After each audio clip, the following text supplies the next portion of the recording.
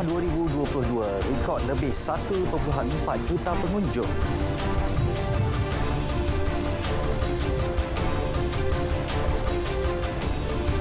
Mara peruntuk RM400 juta laksana program keusahawanan.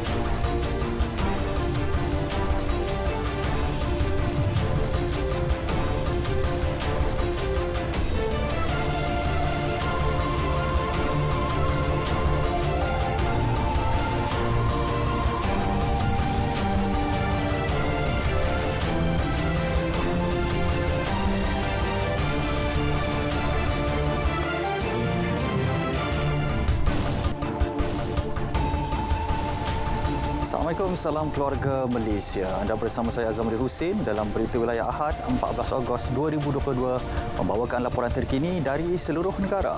Lintas langsung dari Sabah, Sarawak dan Johor mengisi paparan petang ini. Terus setia sejam bersama kami.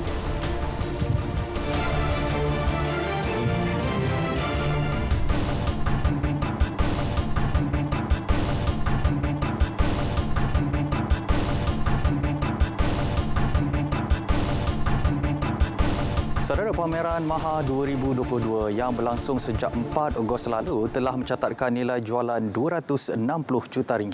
Menteri Pertanian dan Industri Makanan, Datuk Seri Dr. Ronald Kiandi berkata, ia merangkumi jualan langsung, jualan dalam talian dan padanan perniagaan.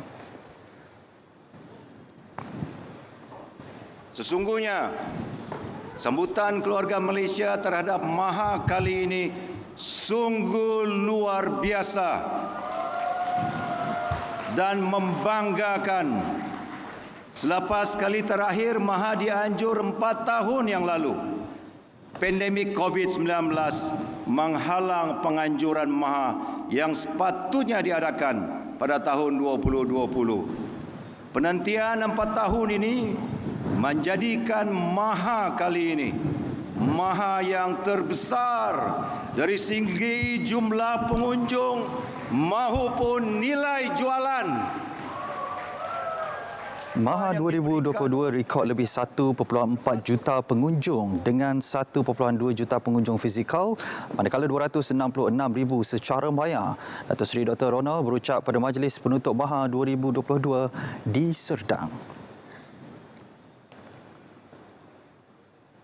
Majlis Amanah Raya MARA memperuntukkan RM400 juta untuk melaksanakan program keusahawanan bagi membantu golongan itu lebih berdaya maju. Pengerusinya Datuk Seri Azizah Muhammad Dun berkata, peruntukan itu membabitkan kemudahan pembiayaan, penyediaan latihan dan pembangunan. Daripada jumlah tersebut, RM328 juta dibelanjakan untuk menambah baik ilmu keusahawanan dan kemahiran baharu termasuk program pendigitalan perniagaan Digital Biz, merangkumi transformasi, pemasaran, pembuatan dan kit permulaan. MARA juga turut menjalin kerjasama dengan Shopee Malaysia seiring usaha memperluas dan memperkasa pemasaran produk usahawan Bumiputera secara dalam talian. Lebih RM34 juta pula diperuntukkan sepanjang 2022 untuk membantu usahawan di seluruh Kedah. Sehingga kini, MARA Kedah meluluskan RM29.9 juta kepada 290 usahawan termasuk pembiayaan khas usahawan wanita Dana Nita berjumlah RM1.75 juta membabitkan 40 usahawan wanita. Bagi program latihan, sebanyak RM625,000 dibelanja membabitkan lebih 5,000 usahawan, manakala RM2 juta selebihnya dibelanjakan bagi menguruskan 685 lot ruang niaga di seluruh negeri Kedah. Baik, kesedaran mengibarkan jalur gemilang perlu ada dalam diri rakyat tanpa diseru oleh mana-mana pihak. Pengarah Bahagian Gerak Saraf dan Pengurusan Isu Jabatan Penerangan Malaysia Japan, Suwadi Guliling berkata, amalan itu seharusnya sudah menjadi budaya dalam kehidupan rakyat kerana usia kemerdekaan negara mencecah 65 tahun. Sebenarnya kibar jarum gemilang ni bukan perlu tunggu bendera yang percuma. Dia patut timbul daripada diri kita sendiri. Boleh beli, boleh pasang. Kalau orang boleh menjahit, dia pasang. Tapi kita bagi itu sebagai untuk pencetus lah, supaya kibar jarum gemilang. Apabila seluruh negara ni berkibar jarum gemilang dalam bulan 8 hingga bulan 9, jadi semangat dan sambutan kemerdekaan itu lebih kelihatan. Beliau bercakap kepada pemberita selepas melancarkan kempen Kibar Jalur Gemilang sempena sambutan Bulan Kebangsaan 2022 di Taman Desa Jenderam Hila Dengkil. Dalam program itu, beliau telah menyampaikan jalur gemilang kepada wakil daripada 13 taman di Jenderam Hilir.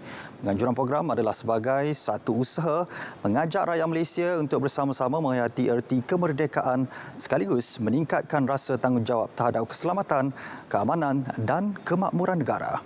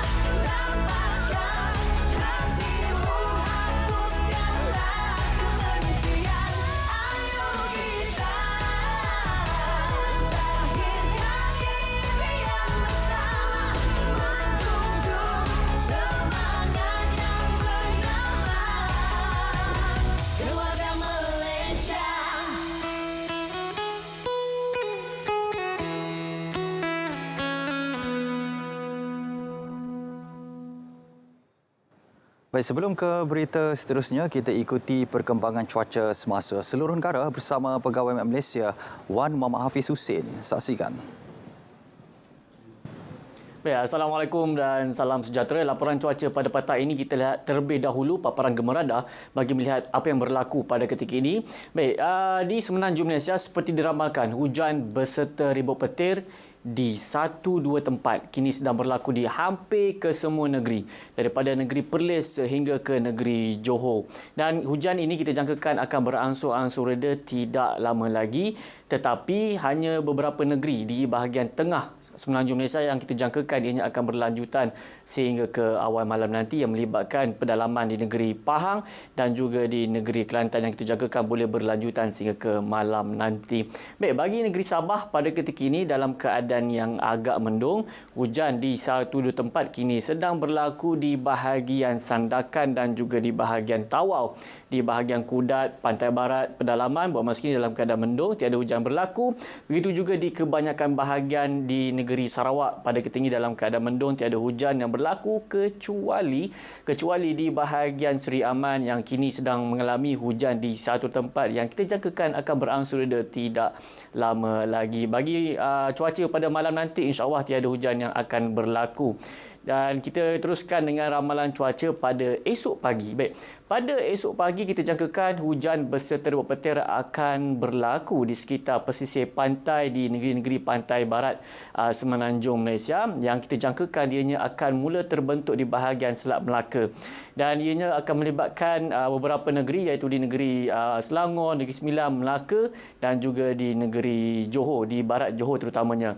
Jadi pada anda semua yang mana hendak pergi bekerja pada esok pagi, rancanglah perjalanan anda dengan keluar lebih awal untuk mengelak waktu-waktu puncak, dan tambahan pula dengan keadaan cuaca hujan boleh mengakibatkan kesesakan jalan raya. Bagi yang menunggang motosikal pula, bersiap sedia dengan baju hujan. Bagi negeri Sabah dan juga Sarawak, esok pagi insya-Allah tiada hujan yang akan berlaku. Dan bagi anda untuk mendapatkan informasi yang lebih terkini, anda boleh layari laman sesawang kami di www.met.gov.my ataupun boleh muat turun aplikasi My Cuaca ataupun terus ke media sosial kami di Facebook, Instagram, Twitter dan juga YouTube kami. Baiklah, seperti sahaja kita lihat ramalan cuaca bagi bandar-bandar utama di seluruh Malaysia. Saya Wan Hafiz. Assalamualaikum dan salam sejahtera.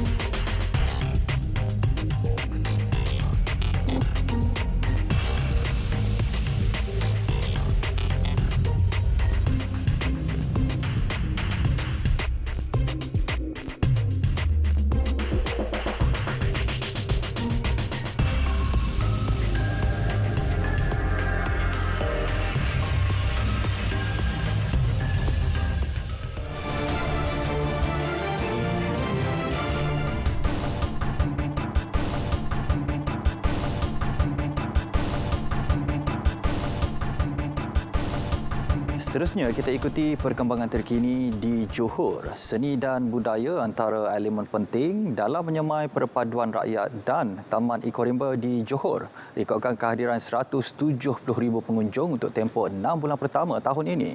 Laporan lanjut dari wilayah selatan bersama Nur Akila Arba'in. Kila, silakan. Baik, terima kasih Azam. Usaha menyemarakkan semangat perpaduan boleh bermula menerusi aktiviti seni dan kebudayaan.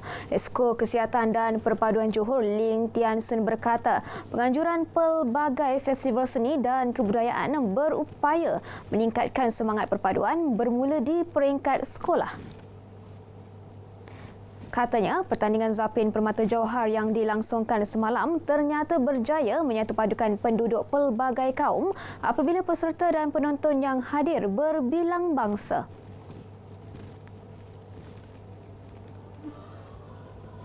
Ini salah satu inisiatif, salah satu usaha atau satu keistimewaan di negara kita ataupun negeri kita yang menunjukkan kebersamaan kita. Kita dapat silang budaya di antara pelbagai kaum dan bangsa. Justru beliau yang memegang portfolio perpaduan mengajak Jabatan Pendidikan Negeri dan agensi-agensi kerajaan lain di Johor untuk aktif dalam aktiviti perpaduan terutama sepanjang bulan kebangsaan. Dalam pada itu, Pejabat Pendidikan Daerah Johor Bahru merangkul kejuaraan bagi 3 kategori. Pertandingan Zapin Permata Jauhar yang berlangsung di Auditorium Permatasari, Johor Bahru malam semalam.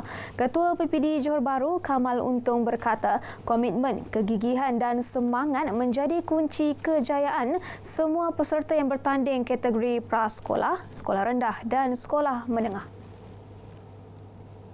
Tempoh latihan yang pendek tidak menghalang semua peserta yang mewakili PPD Johor Bahru menampilkan persembahan memukau.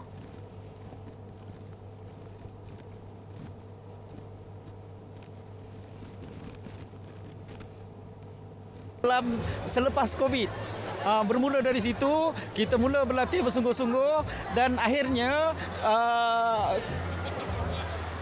kualiti sekolah oleh pengetua guru besar sangat menyambut dan akhirnya juga kemenjadian murid melalui terjemahan Zapin ini tadi dapat dijelmakan.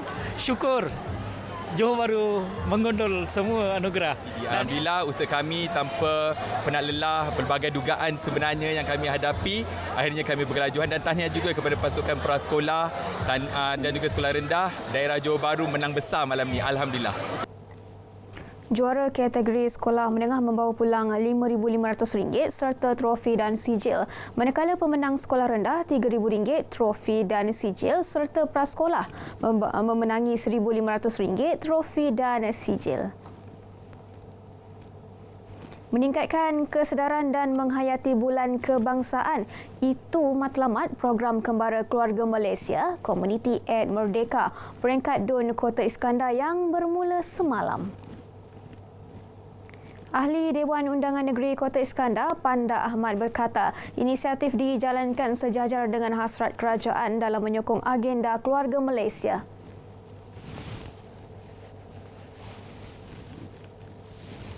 Dan ini menggambarkan kita dan keluarga Malaysia merupakan satu masyarakat majmuk yang memang cinta kepada negara dan kemerdekaan. Dan kita harus menganggap Jalur Gemilang ini adalah satu kedaulatan pada negara kita yang tercinta ini. Kembara Keluarga Malaysia Community Aid Merdeka peringkat DUN Kota Iskandar akan menjelajah seluruh DUN itu dengan menyerahkan jalur gemilang kepada komuniti Kota Iskandar. Kehadiran pelancong domestik dan luar negara ke-8 Taman Ekorimba di Johor begitu memberangsangkan dalam tempoh 4 bulan kebelakangan ini. Pengarah Jabatan Perhutanan Negeri Johor, Datuk Salim Aman berkata, dalam tempoh itu 170,000 pengunjung direkodkan mengunjungi taman-taman ekorimba di negeri ini. Antara lokasi popular, Taman Ekorimba Sungai Bantang Segamat yang merekodkan kehadiran 22,000 pengunjung sebulan. So, I mean, dalam tempoh 4 bulan tu memang kita dapati memang peningkatan agak mendadak lah. Peningkatan melebih pada 100% daripada yang biasa.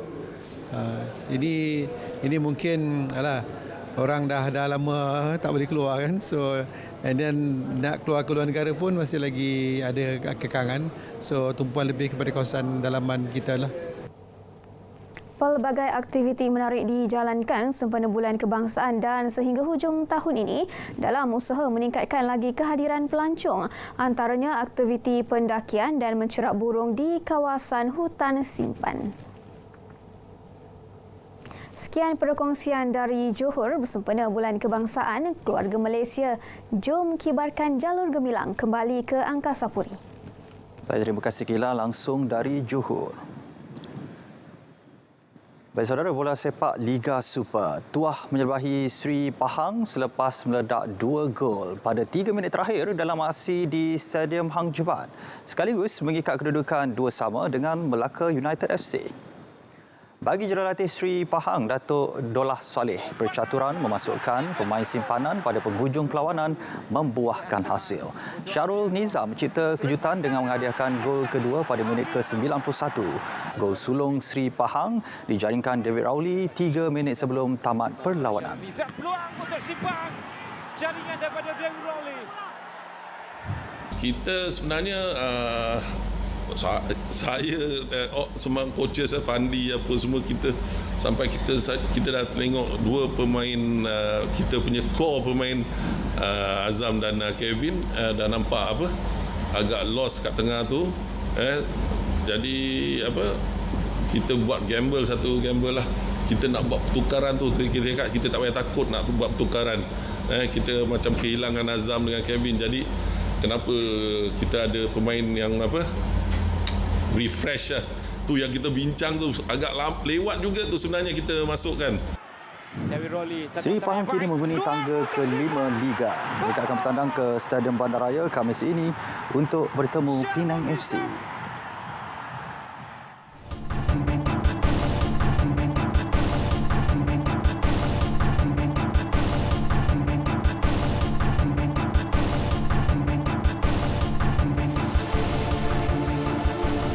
Berita wilayah diteruskan dengan negeri di bawah bayu. Antara tumpuannya, kerajaan negeri meluluskan pembinaan sebuah lagi pusat pemulihan penagihan narkotik PUSPEN.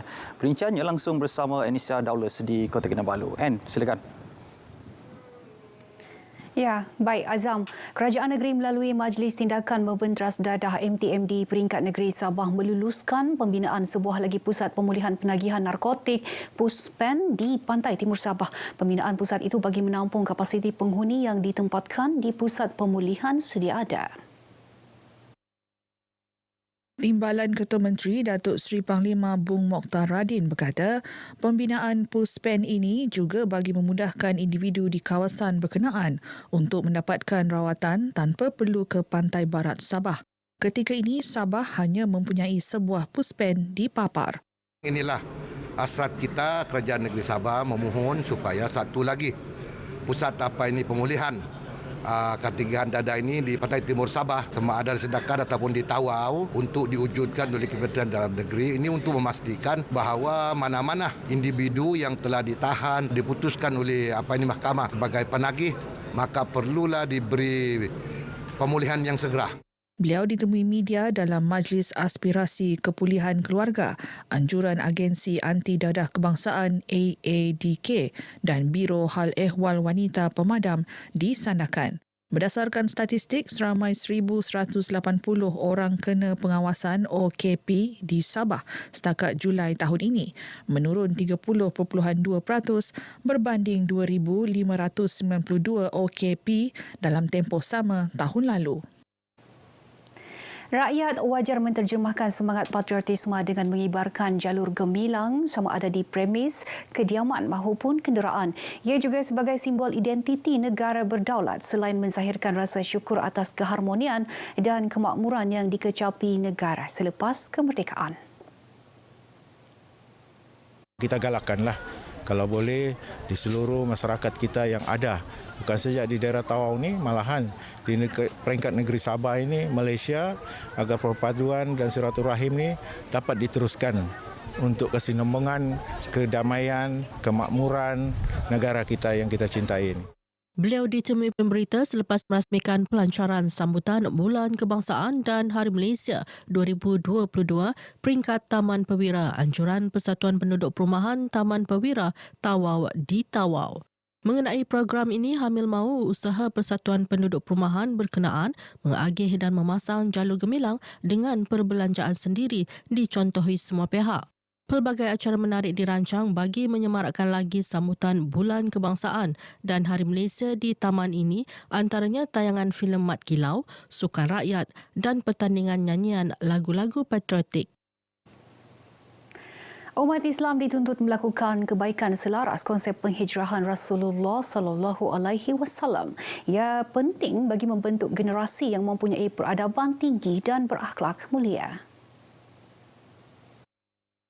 Sehubungan itu, Pembantu Menteri Kewangan Datuk Nizam Abu Bakar Titingan mahu konsep penghijrahan perlu difahami dan dijadikan panduan masyarakat Islam bagi memupuk semangat perpaduan dalam kalangan rakyat berbilang kaum di negara ini. Hikmah daripada hijrah ini, bagaimana Rasulullah SAW dapat menyatu padukan masyarakat yang berbilang, maknanya yang berkabilah-kabilah di Madinah itu, daripada mereka berpecah belah tetapi dapat disatukan. Dan ini juga sepatutnya boleh kita ambil iktibar di mana di negara kita dan juga di negara kita rakyat yang berbilang kaum. Beliau yang juga adun Apas berkata demikian selepas merasmikan Majlis Sambutan Ma'al Hijrah 1444 Hijrah peringkat Masjid Nurul Iman Batu 2.5 di Tawau. Sempena majlis ini turut diadakan ceramah bertajuk Hijrah Rasulullah yang disampaikan Ustaz Muhammad Osman. Golongan belia khususnya di Pitas digalak meneroka industri tangkapan ikan dan perladangan selari usaha meningkatkan pendapatan mereka. Ke arah itu, Ahli Dewan Undangan Negeri Adun Pitas, Datuk Seri Dr. Rudi Awah mahu golongan muda menghadiri taklimat dan pelbagai program berkaitan di daerah itu. Saya mengharapkan kepada belia yang ada di luar sana, jangan malu. Kerana nelayan ini adalah satu perniagaan. Pertanian juga adalah satu perniagaan. Nelayan ini selagi manusia ada di muka bumi itu, selagi orang manusia akan makan hasil laut. Begitu juga dengan selagi pertanian, selagi manusia ada di muka bumi ini, selagi itu manusia akan makan beras. Jadi ini adalah satu perniagaan. Sebenarnya selama ini mereka tersalah fikir bahawa nelayan ini adalah satu kerja yang tidak baik. Sambutan program taklimat belia nelayan dan belia peladang pada hari ini sangat-sangat memberangsangkan, dan saya ucapkan juga terima kasih setinggi-tinggi kepada ahli jawatan kuasa yang terlibat. Saya percaya melalui program yang diadakan pada hari ini, anjuran daripada DUN N3 Pitas, Datuk Seri Dr. Rudi Awah, saya percaya program yang telah diadakan adalah satu program yang amat berjaya sekali. Bukan sahaja berjaya untuk membangunkan atau memberi maklumat terkini kepada masyarakat, tapi berjaya untuk menyampaikan maklumat-maklumat terbaru. Kita akan menyokong apa sebarang bentuk inilah manfaat kepada belia khususnya dan juga kepada para nelayan amnya di daerah Pitas ini. Kita dalam rangka untuk memperkasahkan program Presiden Bergerak ini supaya kita mau lesen-lesen itu dapat dimanfaatkan kepada mereka sendiri. Mereka ditemui RTM selepas program taklimat belia nelayan dan belia peladang serta kaunter khidmat pelanggan yang dirasmikan Datuk Rudi yang juga Pembantu Menteri Sains, Teknologi dan Inovasi di dataran Pitas. Program julung kali disertai 300 belia Pitas ini melibatkan taklimat mengenai program agrotani muda dan geran khas Lembaga Kemajuan Ikan Malaysia LKIM Sabah. Satu jawatan kuasa khas Tebatan Banjir di Beaufort ditubuhkan bagi melaksana rancangan Tebatan Banjir merangkumi beberapa kawasan di daerah itu. Jawatan kuasa tersebut dipengerusikan Pegawai Daerah Beaufort, Nazri Ajun dan dianggotai beberapa agensi kerajaan seperti Jabatan Pengairan dan Saliran, Jabatan Kerja Raya, Jabatan Pertanian selain Majlis Daerah Beaufort. Adun Lumadan Ruslan Muharam berkata antara rancangan yang dirangka adalah membuat lencongan baharu di Sungai Padas bagi mempercepat aliran air Sungai Padas ke laut ketika berlaku bencana banjir.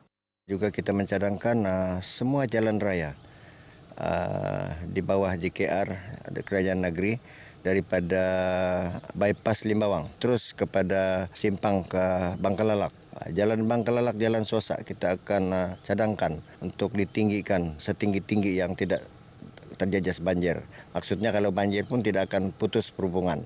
Beliau memberitahu RTM ketika melakukan lawatan ke projek tebatan banjir tebing Sungai Padas di Kampung Suasa, Beaufort. 4 fasa projek tebatan banjir di Sungai Padas sudah dilaksana melibatkan hakisan tebing sungai di Kampung Lalangot, Kampung Kundu Suasa selain di Kampung Munggutung, Beaufort. Turut memerlukan pelaksanaan tebatan banjir di daerah itu ialah Kampung Berumbai, Lupak dan Kampung Beringin. Persatuan Tadika Islam Sabah Pertis serta agensi berkaitan pendidikan awal kanak-kanak diminta menekankan konsep teori dan praktikal dalam aspek pendidikan Islam dan kerohanian. Kaedah itu bagi memudahkan kanak-kanak di peringkat awal pembelajaran memahami dengan lebih mudah.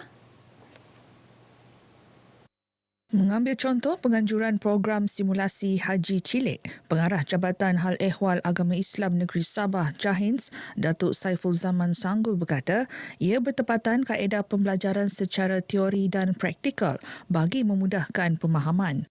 Sangat bersetuju kerana usaha ini sangat menyentuni semua dan kita dapat melaksanakan rukun Islam yang kelima yang sudah tentunya Jahin sangat menyaran dan mengajak umat Islam supaya menunaikan haji. Dan kita di awal kanak-kanak sudah memberikan perhatian ini. Beliau ditemui RTM selepas pelancaran penangguhan program simulasi Haji Cilik kali kelima di Masjid Bandaraya Kota Kinabalu. Sementara itu, Presiden Pertis Fariza Jimmy memaklumkan program bertujuan memberi pendedahan kepada kanak-kanak untuk melaksana rukun Islam kelima selain memberi pengalaman mengerjakan ibadah haji secara teori dan praktikal. Jadi seawal daripada prasekolah lagi kami sudah tanamkan objektif ini agar mereka merasain bagaimana kewajipan-kewajipan yang dilakukan ketika menunaikan rukun Islam yang kelima iaitu menunaikan fardu haji. Lebih 800 kanak-kanak berumur 5 hingga 7 tahun dari 30 tadika Islam swasta seluruh Sabah menyertai program ini. Baik, sekian perkembangan dari Sabah untuk petang ini. Lebih banyak berita menarik dapat diikuti melalui pelbagai platform RTM. Kembali bersama Azam. Azam, silakan. Baik, terima kasih Ann, langsung dari Sabah.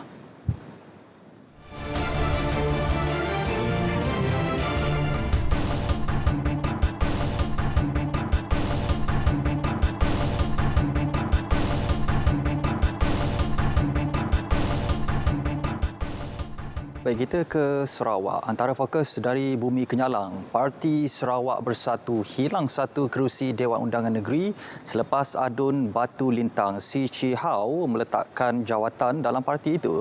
Perbincangan lanjut bersama Buma Win di sana. Buma, teruskan.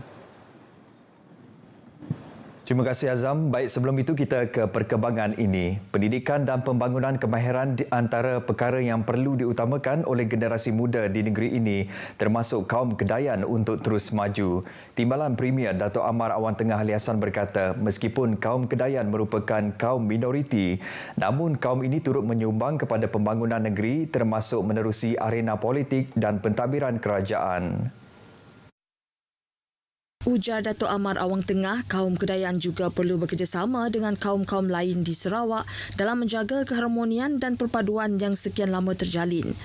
Walau bagaimanapun, beliau juga berharap generasi muda Kedayan dapat mewarisi adat resam dan budaya termasuk bahasa asli yang merupakan identiti mereka.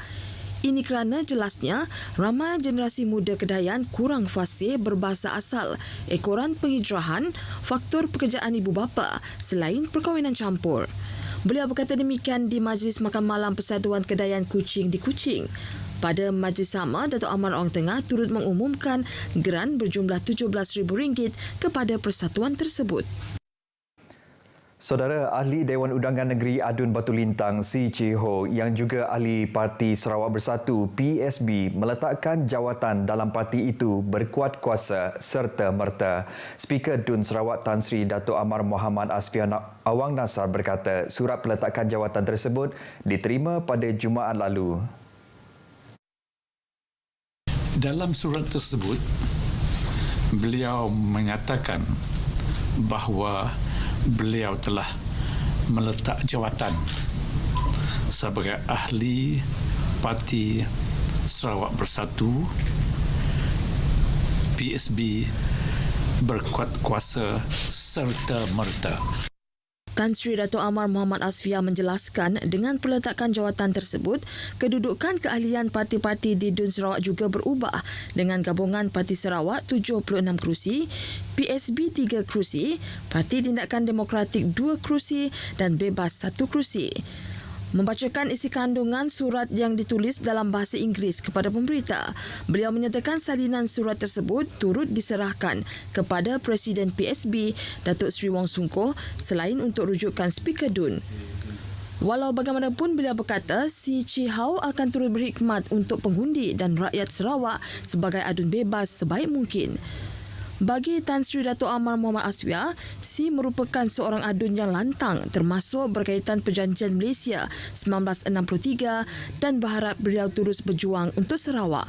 Pada Pilihan Raya Umum Dewan Undangan Negeri ke-12 yang lalu, PSB memenangi 4 kerusi DUN termasuk Batu Lintang, Angkelili, Baklalan dan Bawang Asan. Program Quick Win merupakan komitmen kerajaan untuk meningkatkan kemahiran para peserta khususnya dalam usaha menambah dan mempelbagaikan sumber pendapatan. Ahli Parlimen Tanjung Manis, Insinyur Yusof Abdul Wahab memberitahu program tersebut memfokuskan kemahiran di bawah Jabatan Kemajuan Masyarakat KEMAS sejak 5 tahun lalu yang telah memberi manfaat besar kepada golongan wanita.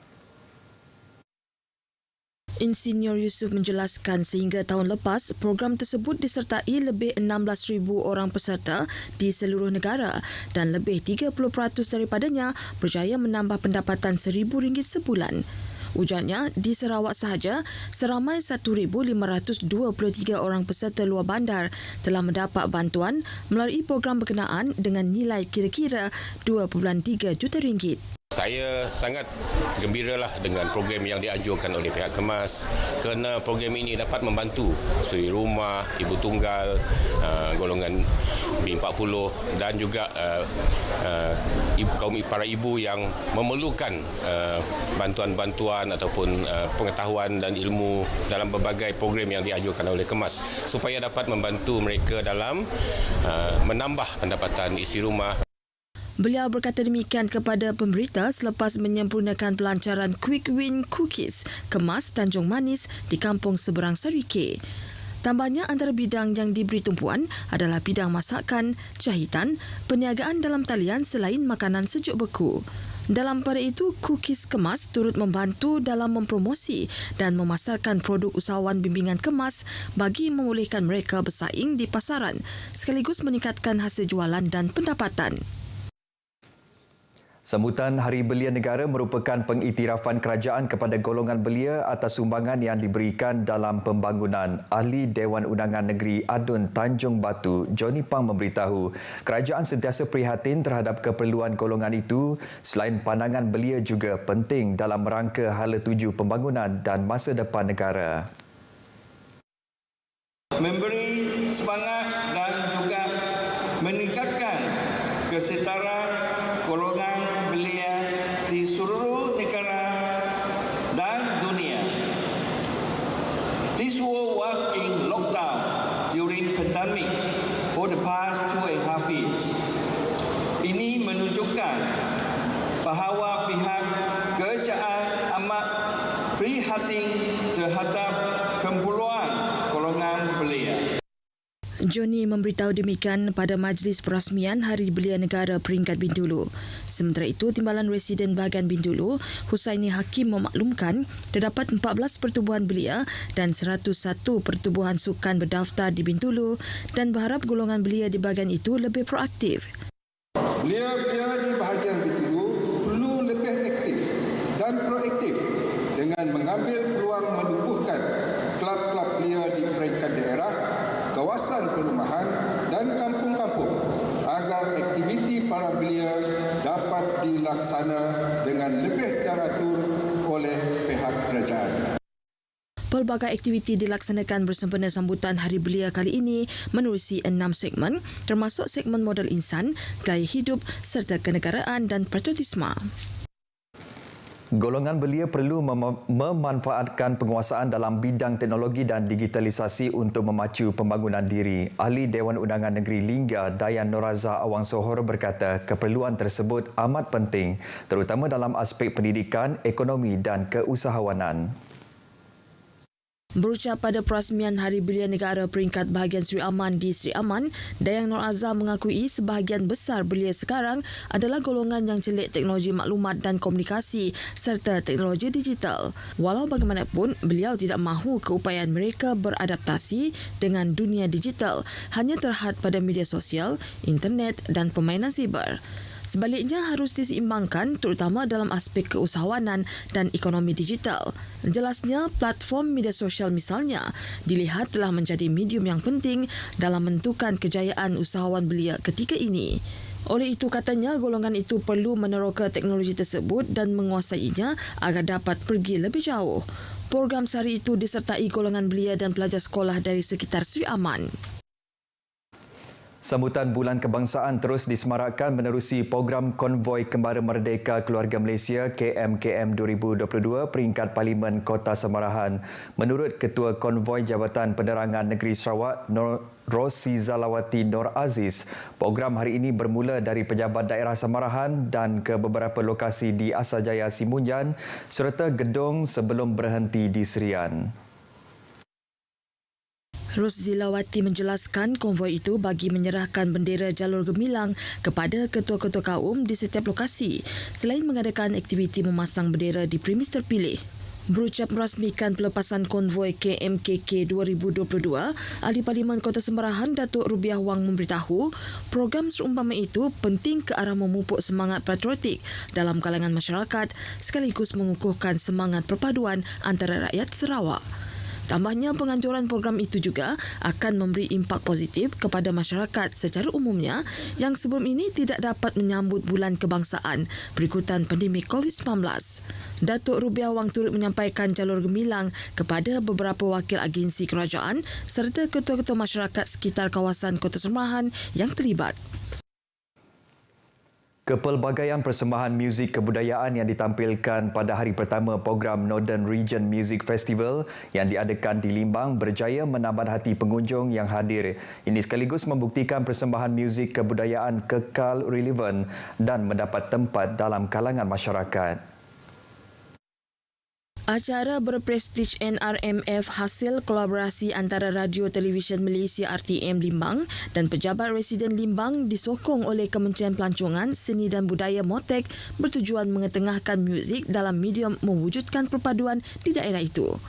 Uniknya, sebanyak 7 buah reruai disediakan untuk setiap persatuan dan diberi ruang untuk mempersembahkan tarian secara santai turut disertai oleh pengunjung dengan menari bersama. Turut ditampilkan persembahan pocket show daripada kaki tangan RTM Limbang yang juga mengetengahkan bakat nyanyian selain acara permainan bersama pengunjung yang hadir.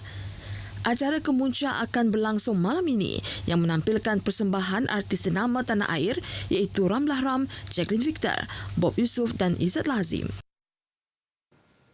Baik saudara, sekian berita dari Sarawak. Bersama kita semarakkan sambutan Bulan Kebangsaan. Ayuh kibarkan jalur gemilang. Kita bersama Azam di Angkasa Puri. Silakan Azam. Baik, terima kasih Buma langsung dari Sarawak.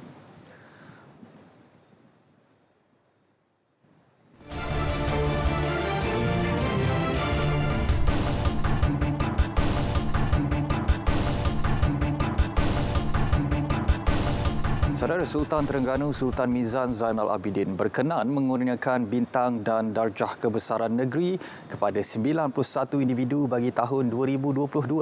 Pengurniaan bintang-bintang darjah kebesaran negeri itu sempena sambutan ulang tahun ke-60 Hari Keputeraan Baginda. Turut berangkat ke istiadat tersebut yang berlangsung di Istiana Syarqiyah, Sultanah Terengganu, Sultanah Nur Zahirah, hadir sama Menteri Besar Datuk Seri Dr. Ahmad Samsuri Mohtar. Duta Besar ke Perancis, Datuk Muhammad Zamruni Khalid mendahului senarai 91 penerima selepas dianugerahkan darjah Seri Setia Sultan Mizan Zainal Abidin yang membawa gelaran Datuk Seri. Manakala 18 individu dianugerahkan darjah Datuk Paduka Mahkota Terengganu yang membawa gelaran Datuk. Ini termasuk 2 ahli Exco Kerajaan Negeri Satiful Bahri Mahmad dan Dr. Alias Razak serta Timbalan Ketua Polis Terengganu SAC Wan Rukman Wan Hassan. Turut menerima darjah sama adalah Ketua Pegawai Eksekutif Selcom Berhad, Datuk Muhammad Idham Nawawi serta bekas Ketua Kagat Major General Muhammad Azmi Wahab. Sultan Mizan turut berkenan mengurniakan darjah kebesaran Setia Mahkota Terengganu yang amat dihormati SMZ kepada 25 penerima. Baik, usaha merakyatkan jenama RTM ke setiap pelosok negeri khususnya kawasan luar bandar diteruskan dengan penganjuran pelbagai bentuk program di lapangan. Meskipun RTM bukan satu jenama baharu, kepelbagaian produk-produknya tetap dipromosikan agar sentiasa mendapat sambutan daripada pelbagai lapisan masyarakat. Ketua Pengarah Penyiaran Datuk Cik Roslan Cik Daud berkata, publiciti bagi produk terbitan RTM harus dilipat gandakan dengan penganjuran pelbagai program di lokasi, khususnya kawasan luar bandar. Mengambil contoh program anjuran RTM Pahang iaitu Hogoh Pahang 2022 ternyata memberi impak kepada perkembangan dan penyebaran jenama RTM. Program yang kita laksanakan seperti Hogoh at Pahang 2022 ini akan diteruskan di negeri-negeri yang lain. Kita pun dah ada. Saya biasa sebut sebelum ini dah ada di Jeli dan kita ni yang kedua di Pahang. Kemudian kita akan bergerak ke Terengganu. Terengganu insya-Allah kata ada apa-apa yang arai melintang, kita akan ke Kuala Terengganu atau di Hulu Terengganu untuk lihat dia punya membawa program ini ke negeri yang lain. Beliau berkata demikian pada hari terakhir penganjuran Hogoh Pahang di Lipis. Rata-rata pengunjung yang hadir berharap program anjuran RTM ini dapat diteruskan pada masa akan datang. Boleh nanti akan datang kita buat lagi sekali dekat kawasan ni. Memang saya support betul-betul support punya lah. Memang terbaik lah kalau diadakan lagi sekali dekat kawasan Sungai Koyan ni. Bagus sangatlah untuk orang kampung. Sini pun ramai orang kampung datang kan, bukan daripada Koyan, Kuala Medang ada, dekat Kampung Keledek pun ada. Bagi baguslah untuk orang kampung. Program 3 hari itu padat dengan pelbagai pengisian program yang menarik perhatian pelbagai peringkat usia. Sebagai penutup tirai program, turut diadakan kempen penanaman pokok di Bandar Warisan Lipis dengan lebih 30 anak pokok tekoma ditanam. Baik, Kementerian Perbangunan Luar Bandar KPLB tidak akan berkompromi dengan mana-mana kes rasuah dan salah guna kuasa yang membabitkan Pengerusi Jawatankuasa Pembangunan dan Keselamatan Kampung JPKK. Timbalan Menterinya, Datuk Seri Abdul Rahman Muhammad menegaskan mereka yang menyalahguna kuasa harus didakwa kerana pecah amanah dan melanggar peraturan watikah lantikan. Jelas beliau, tindakan segelintir pengerusi JPKK yang terpalit dalam kes penyalahgunaan kuasa bukan sahaja memberi imej negatif terhadap jawatankuasa itu, malah memberi kesan kepada pembangunan sesebuah kampung apabila sesuatu dana diseleweng. Kalau dapat salah, gunakanlah kuasa yang ada, dakwalah dan tak menjadi halangan kepada kita kalau mereka didakwa.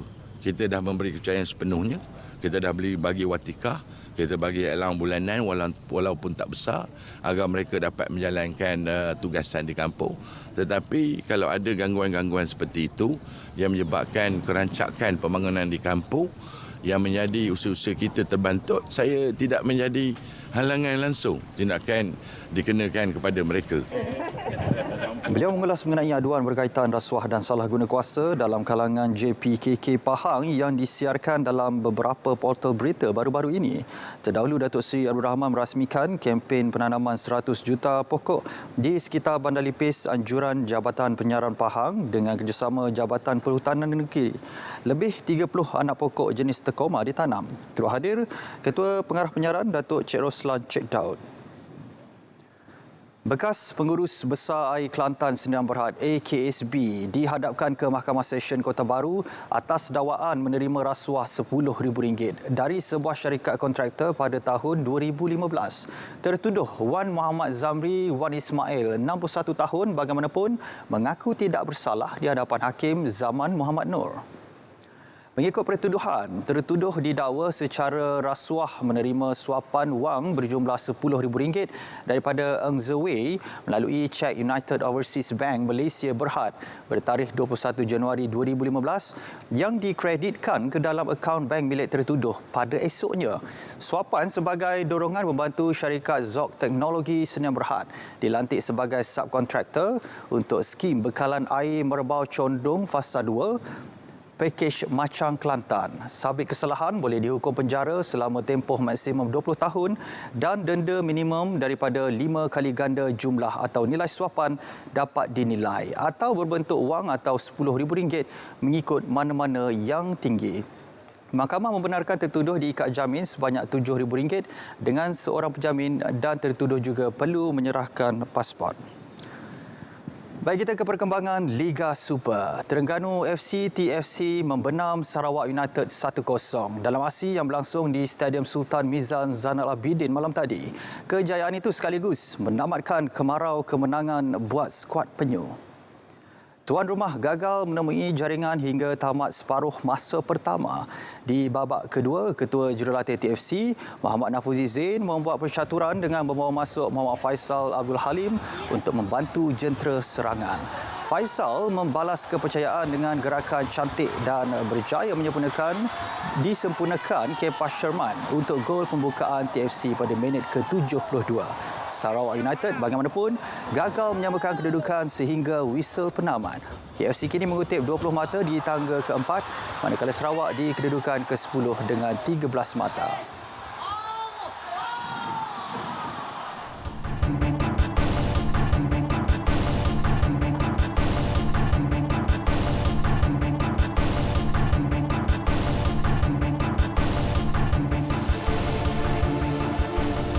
Saudara, Jabatan Perikanan Malaysia DOF berjaya melakar sejarah apabila menerima 2 pengiktirafan Malaysia Book of Record MBOR menerusi rekod musim kehadiran benih semula jadi kerang terpanjang selama 18 bulan dan pendaratan benih kerang semula jadi terbesar. Rekod itu berjaya dicatat dalam satu musim bermula 4 November 2019 hingga 31 Mei 2021 di Pantai Teluk Lekir, Perak. Timbalan Menteri Pertanian dan Industri Makanan Datuk Seri Ahmad Hamzah berkata, penganugerahan itu adalah hasil kajian oseanografi pantai oleh Institut Penyelidikan Perikanan IPP yang membuat kajian berkaitan iklim dan habitat ternakan kerang. Bukan saja kita dapat menambahkan lagi benih kerang ataupun sumber kekayaan baru di sepanjang pantai barat kita, pantai barat kita, dan kita nak lihat sekurang-kurangnya dapat memberikan sedikit pendapatan tambahan kepada nelayan-nelayan pantai kita.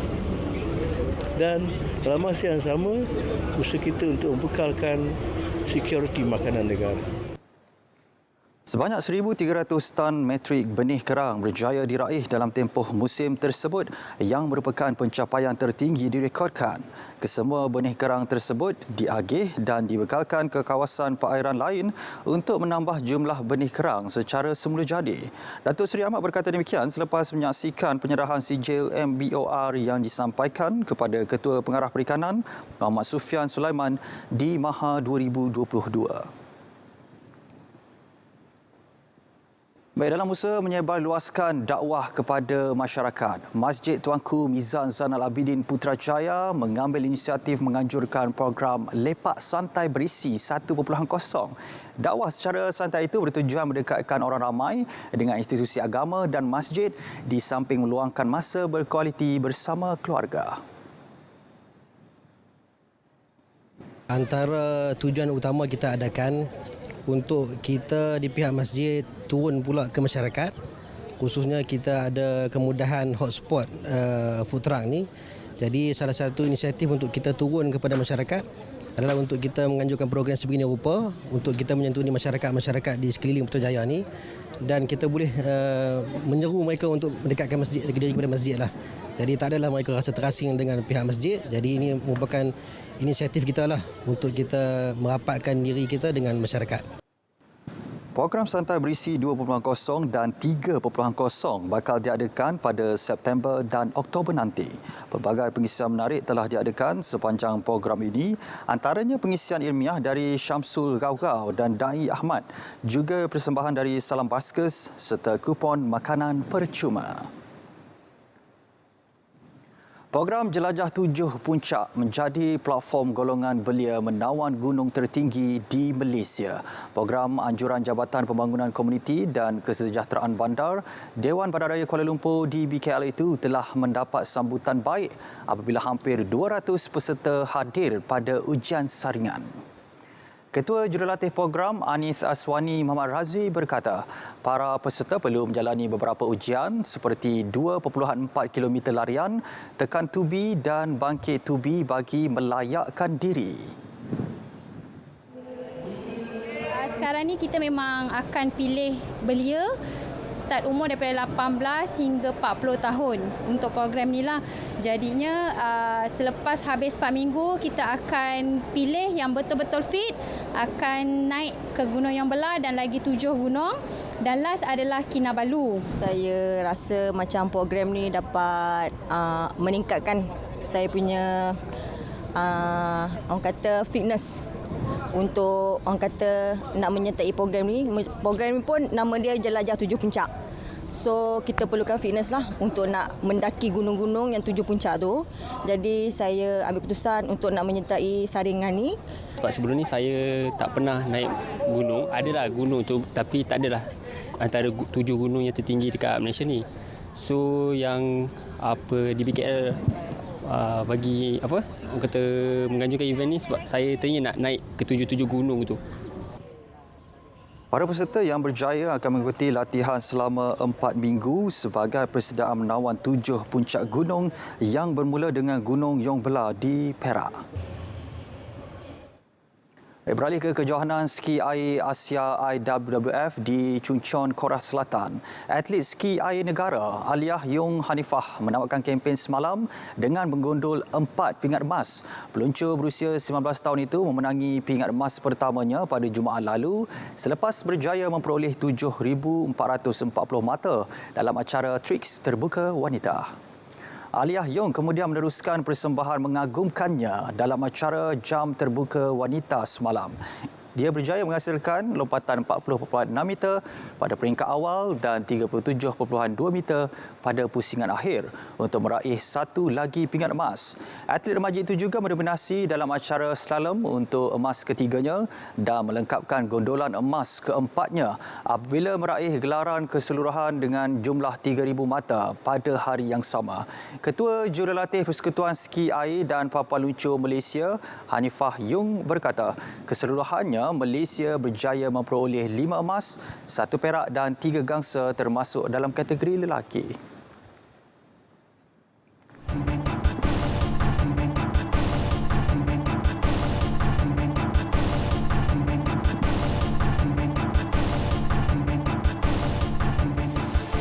Jawatankuasa Pengurusan Wakalah Agihan Zakat Kedah memperuntukkan RM310,000 bagi pengurusan institusi pondok dan mahat tahfiz di negeri itu. Ia merupakan sebahagian daripada RM360,000 yang dibayar oleh Lembaga Zakat Negeri Kedah LZNK kepada kerajaan negeri sebagai wang wakalah zakat untuk diagihkan kepada asnaf yang layak. Menteri Besar Datuk Seri Muhammad Sanusi Mat Noor berkata, sebanyak 34 institusi pondok masing-masing menerima RM3,000 dengan jumlah keseluruhan RM102,000. Manakala 104 mahat tahfiz menerima wang wakalah sebanyak RM2,000 setiap mahat tahfiz dengan jumlah keseluruhan sebanyak RM212,000. Wang wakalah ini dapat dimanfaatkan sebaiknya oleh pengurusan pondok dan mahat tahfiz, walaupun mungkin tidak banyak, tapi sekurang-kurangnya dapat juga membantu kewangan pengurusan pondok dan tahfiz. Beliau berucap pada Majlis Agihan Wakalah Zakat Pejabat Kerajaan Negeri Kedah di Alur Star. Jelas Datuk Seri Muhammad Sanusi, agihan wakalah tersebut merupakan 1/8 daripada jumlah bayaran zakat oleh kaki tangan kerajaan negeri yang dibuat melalui potongan gaji kepada LZNK bagi tahun 2021.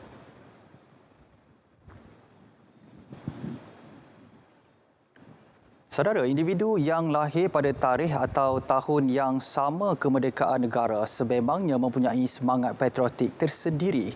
Begitulah situasi yang berlaku kepada pesara komando yang dikenali sebagai Mat Deka sejak lahir dan kekal sehingga ke hari ini. Wartawan Nur Syahana Kamarudin membawakan anda mengenali siapa Mat Deka itu. Saya lahir je, orang kampung dah panggil, adik-beradik, mak bapak saya panggil Mat. Ni dia panggil Deka je. Mat tu tak ada lagi. Mat ni ada, saya masuk askar baru ada Mat.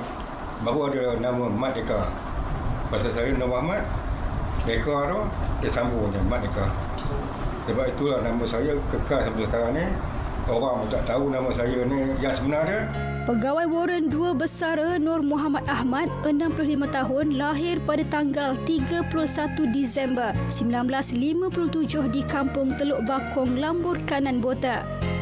Saya lahir pada 57 tahun 57, iaitu hari kebangsaan kita, Hari Merdeka. Banggalah kita sebagai orang yang lahir pada hari itu dan kekal nama Merdeka tu disingkat jadi Deka sehinggalah sampai sekarang ni. Tidak hanya pada nama, rasa cinta terhadap negara terus dizahirkan apabila memilih menyertai pasukan Angkatan Tentera Darat Malaysia TDM pada tahun 1976. 22 tahun menabur bakti, sudah pasti pelbagai peristiwa pertempuran pahit dan manis tidak dapat dilupakannya. Satu anggota nama Ghazali, budak Teluk Intan, dia pek belum buka lagi. Dia lalu tempat saya turun tu, terus meletup. Meletup tu dalam pukul 5 petang. Meletup. Tapi terpaksa juga panggil heli. Tapi dia punya cepisan daging ni kita kutip lah. Tapi dia tak ada apa lah ya. Saya orang pertama sekali yang mendaftar diri sebagai ikut pembelasan. Oleh kerana apa? Saya orang tua. Bagi semangat budak-budak yang baru berhenti ni, baru pencen ni. Tengok orang tua pun masuk lah. Ada orang mesti minat lah. Bukan sekadar kepada nama, Mat Deka telah membuktikan tanggungjawab sebenar sebagai rakyat Malaysia yang boleh dijadikan inspirasi kepada sesiapa sahaja. Selamat menyambut Hari Kebangsaan ke-65. Nur Syahana Kamarudin, RTM.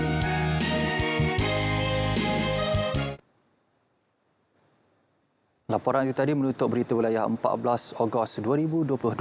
Dapatkan perkembangan sahih sepanjang masa melalui portal berita.rtm.gov.my.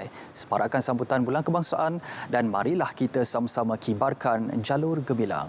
Saya Azamri Husin dengan itu, Assalamualaikum dan salam keluarga Malaysia. Malaysiaku, tanah airku, negaraku, Malaysiaku, lihatlah kita, wahai bangsaku. Setiap jiwa pasti bangga atas nama bangsa Malaysia. Sekian lama merdeka, bertumpahnya cinta. Usia kita makin dewasa, berkali-kali kita dipuji kasihnya bangsa.